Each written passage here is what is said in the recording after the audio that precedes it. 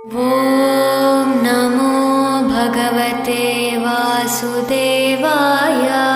अर्जुन ने कहा, हे जनार्दन, हे केशव, यदि आप बुद्धि को सकाम कर्म से श्रेष्ठ समझते हैं तो फिर आप मुझे इस घोर युद्ध में क्यों लगाना चाहते हैं।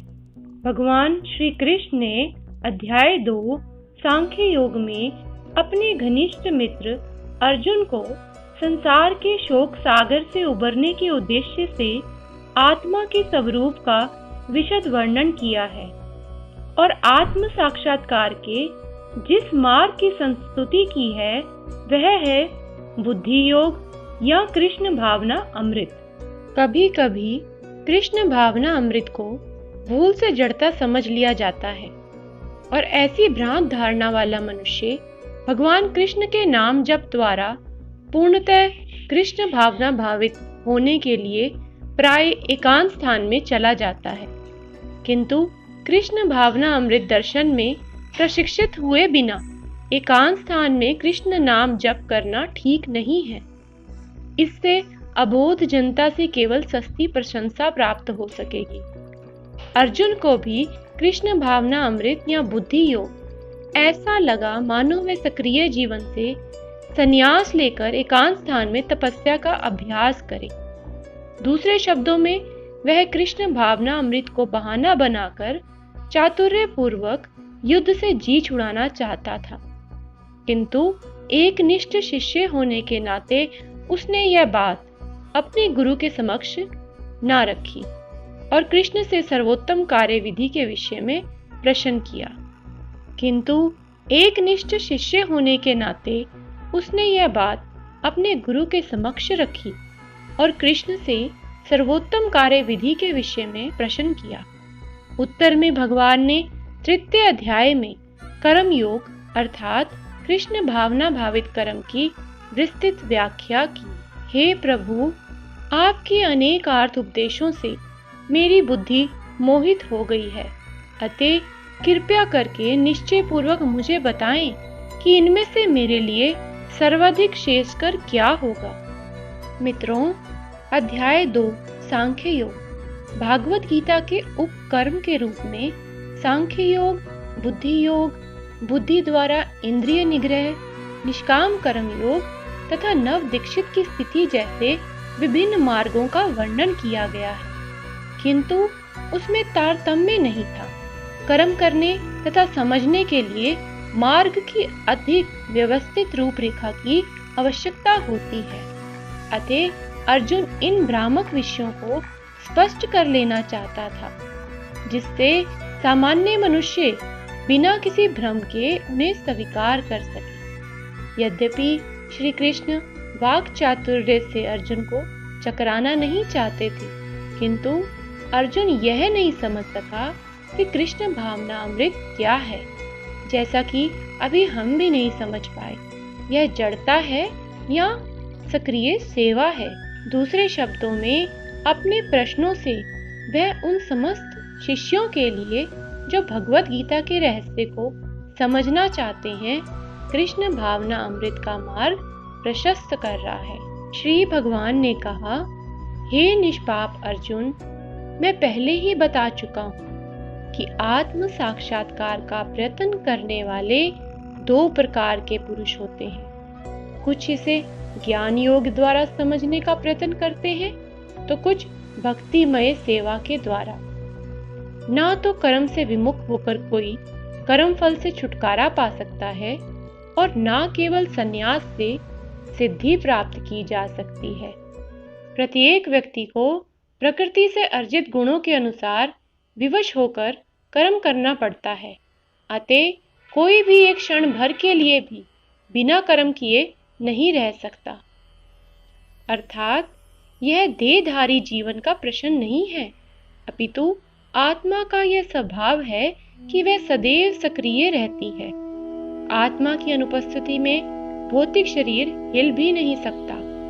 यह शरीर मृत वाहन के समान है जो आत्मा द्वारा चालित होता है, क्योंकि आत्मा सदैव गतिशील है और वह एक क्षण के लिए भी नहीं रुकती। अतः आत्मा को कृष्ण भावना अमृत के सत्कर्म में प्रवृत्त रखना चाहिए, अन्यथा वह माया द्वारा शासित कार्यों में प्रवृत्त होती रहेगी। माया के संसर्ग में आकर आत्मा भौतिक गुण प्राप्त कर लेती है और आत्मा को ऐसे आकर्षणों से शुद्ध करने के लिए यह आवश्यक है कि शास्त्रों द्वारा आदिष्ट कर्मों में इसे संलग्न रखा जाए। किंतु यदि आत्मा कृष्ण भावना अमृत के अपने स्वाभाविक कर्म में निरत रहती है तो वह जो भी करता है उसके लिए कल्याणप्रद होता है।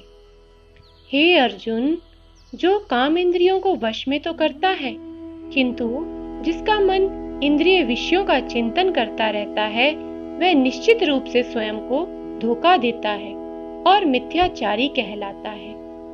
दूसरी ओर यदि कोई निष्ठावान व्यक्ति अपने मन के द्वारा काम इंद्रियों को वश में करने का प्रयत्न करता है और बिना किसी आसक्ति के कर्म योग प्रारंभ करता है तो वह अति उत्कृष्ट है।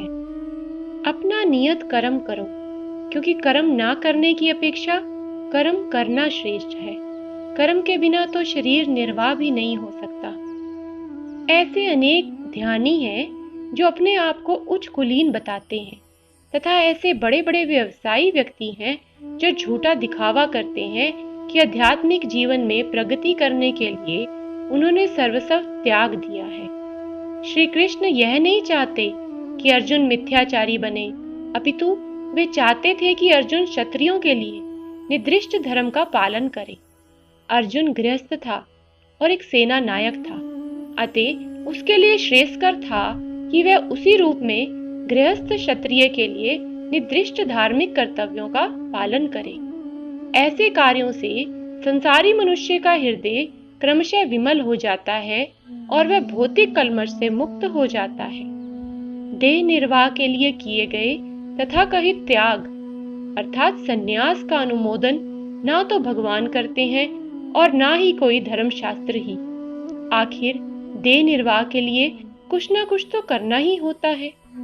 भौतिकवादी वासनाओं की शुद्धि के बिना कर्म का मनमाने ढंग से त्याग करना ठीक नहीं।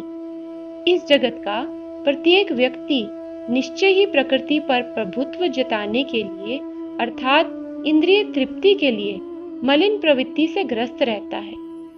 ऐसी दूषित प्रवृत्तियों को शुद्ध करने की आवश्यकता है। नित्य कर्मों द्वारा ऐसे किए बिना मनुष्य को चाहिए कि तथाकथित अध्यात्मवादी अर्थात योगी बनने तथा सारा काम छोड़कर अन्यों पर जीवित रहने का प्रयास ना करे।